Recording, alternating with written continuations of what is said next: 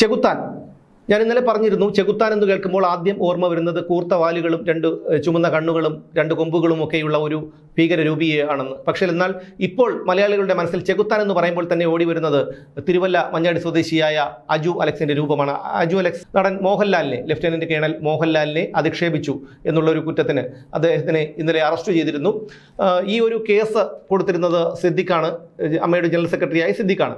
അദ്ദേഹം case കൊടുത്തതോടുകൂടി Thiruvalla police ഈ അജുവിനെ അന്വേഷിച്ച് നടന്നെങ്കിലും അജു ഈ വിവരം അറിഞ്ഞ് മുങ്ങി. ഒടുവിൽ അയാളെ ഇന്നലെ പിടികൂടി. ഇന്നലെ വെളുപ്പിനെ അയാളുടെ വീട്ടിൽ നിന്ന് പിടികൂടി. അയാൾ താമസിച്ചിരുന്ന സ്ഥലത്തെത്തിച്ച് തെളിവെടുത്ത് അയാൾ ഈ ഒരു ഷൂട്ടിന് ഉപയോഗിച്ചിരുന്ന ഉപകരണങ്ങളൊക്കെ, ക്യാമറയും ട്രൈപോഡും അടക്കമുള്ള ഉപകരണങ്ങളൊക്കെ പോലീസ് പിടിച്ചെടുത്തു. അതൊക്കെ ഇന്നലെ മാധ്യമങ്ങളിൽ വലിയ വാർത്തയായതാണ്.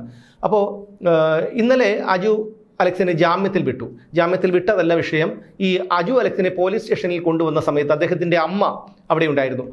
നമ്മൾ സാധാരണ മക്കൾ ഒരു തെറ്റിലേക്ക് പോകുമ്പോൾ, അല്ലെങ്കിൽ മക്കൾ മറ്റുള്ളവർക്ക്, സമൂഹത്തിനോ മറ്റു വ്യക്തികൾക്കോ ഉപദ്രവം ഉണ്ടാക്കുന്ന തരത്തിലൊരു പ്രവൃത്തികൾ ചെയ്യുമ്പോൾ സ്വാഭാവികമായും മാതാപിതാക്കളാണ് അതിനെ പറഞ്ഞു വിലക്കുന്നത്. പക്ഷേ ഈ അമ്മയുടെ പ്രതികരണം തികച്ചും വ്യത്യസ്തമായിരുന്നു. അവർ പറഞ്ഞത് യജുവിൻ്റെ വാദങ്ങളെ ശരിവെക്കുന്ന രീതിയിലാണ് ആ അമ്മ പ്രതികരിച്ചത് എന്നുള്ളതാണ് ഏറ്റവും സങ്കടകരമായ ഒരു കാര്യം.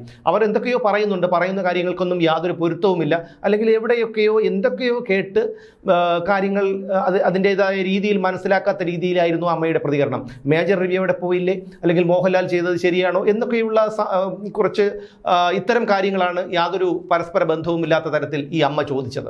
ഈ അജു അലക്സിനെതിരെ മുമ്പ് പല കേസുകളും ഉണ്ടായിട്ടുണ്ട്. പക്ഷേ ഇപ്പോഴാണ് അദ്ദേഹം അറസ്റ്റിലാകുന്നത്. മുമ്പ് പല കേസുകളൊക്കെ ഉണ്ടായി, പോലീസ് സ്റ്റേഷനിൽ നിന്നൊക്കെ ജാമ്യം എടുത്ത് പോയി. പക്ഷേ ഇന്നലെയാണ് ഇത് മാധ്യമങ്ങൾ വലിയ വാർത്തയാക്കിയതോടുകൂടിയാണ് ഇത് വലിയ വിവാദമായത്. കാരണം മോഹൻലാൽ എന്ന് പറഞ്ഞ്, മോഹൻലാലിന് പ്രശസ്തിക്ക് വേണ്ടി ഒരു കാര്യം ചെയ്യേണ്ട ആവശ്യമില്ല. കാരണം ഒരു മനുഷ്യജന്മത്തിൽ എന്തൊക്കെ അനുഭവിക്കാമോ, അതായത് ഇത്ര സുഖസൗകര്യങ്ങൾ അനുഭവിക്കാമോ, അതിൻ്റെ എല്ലാം പാരമ്യതയിൽ അതൊക്കെ അനുഭവിച്ച് അത്രയും പ്രശസ്തനായി മലയാളികൾക്ക് അഭിമാനമായി നിൽക്കുന്ന ഒരു അഭിമാന താരമാണ് മോഹൻലാൽ. അദ്ദേഹത്തിന് ഒരു പബ്ലിസിറ്റിക്ക് വേണ്ടി ഇതുപോലുള്ള ഒരു കോപ്രായമൊന്നും കാണിക്കേണ്ട കാര്യമില്ല. അദ്ദേഹം അവിടെ പോയത് വയനാട്ടിലെ ദുരിതബാധിതരെ സഹായിക്കാൻ തന്നെയാണ്. അവിടെ അദ്ദേഹം ഇന്ത്യൻ ടെറിട്ടോറിയൽ ആർമിയുടെ ഭാഗമാണ്. അതുകൊണ്ട് തന്നെ അദ്ദേഹം അവിടെ പോയപ്പോൾ ആ ആർമിയുടെ ചിട്ടവട്ടങ്ങളൊക്കെ അനുസരിച്ച് തന്നെയാണ് അദ്ദേഹം അവിടെ പോയത്. അതേക്കുറിച്ച് ഈ അജു അലക്സിനും അദ്ദേഹത്തിൻ്റെ അമ്മയ്ക്കും ഒന്നും അറിയാതെ പോയത് അദ്ദേഹത്തിൻ്റെയോ ഈ സമൂഹത്തിൻ്റെയും ഒന്നും കുറ്റമല്ല. പോലീസ് ജാമ്യത്തിൽ വിട്ടിട്ടുണ്ട്. ജാമ്യത്തിൽ വിട്ടതിനു ശേഷവും അയാൾ ഇതുവഴി ലൈവിൽ കൂടി രംഗത്ത് വന്നിട്ടുണ്ട്. പറഞ്ഞ വാദത്തിൽ ഉറച്ചു നിൽക്കുന്നു എന്നും സൈന്യത്തിന് പരാതി നൽകും എന്നുമൊക്കെയാണ് അജു പറയുന്നത്. എന്നാൽ കൊണ്ടാലേ പഠിക്കൂ എന്ന് നിർബന്ധം പിടിക്കുന്ന ചിലരുണ്ട്. അക്കൂട്ടത്തിൽ ഒരാളാണ് ഈ അജു അലക്സ്. സ്റ്റേഷൻ ജാമ്യം കിട്ടിയതോടെ അദ്ദേഹം കൂടുതൽ പ്രോത്സാഹനം കിട്ടുന്നത് പോലെയാണ് അദ്ദേഹം പെരുമാറിയത്. അതുകൊണ്ടാണല്ലോ സ്റ്റേഷൻ ജാമ്യം കിട്ടി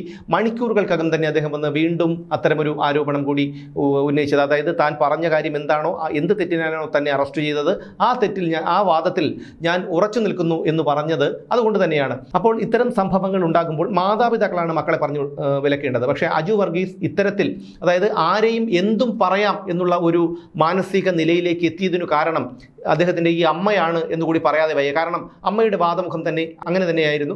എന്തായാലും അജു അലക്സ് ഇതുകൊണ്ടൊന്നും നിർത്തുമെന്ന് തോന്നുന്നില്ല. അദ്ദേഹത്തിന് ഇവിടുത്തെ നിയമമൊന്നും പര്യാപ്തമല്ല. നിയമത്തെ പോലും വെല്ലുവിളിച്ചുകൊണ്ടാണ് അജു അലക്സ് ഇത്തരത്തിലൊരു പ്രസ്താവന ജാമ്യത്തിൽ ഇറങ്ങിയതിനു ശേഷവും നടത്തുന്നത്.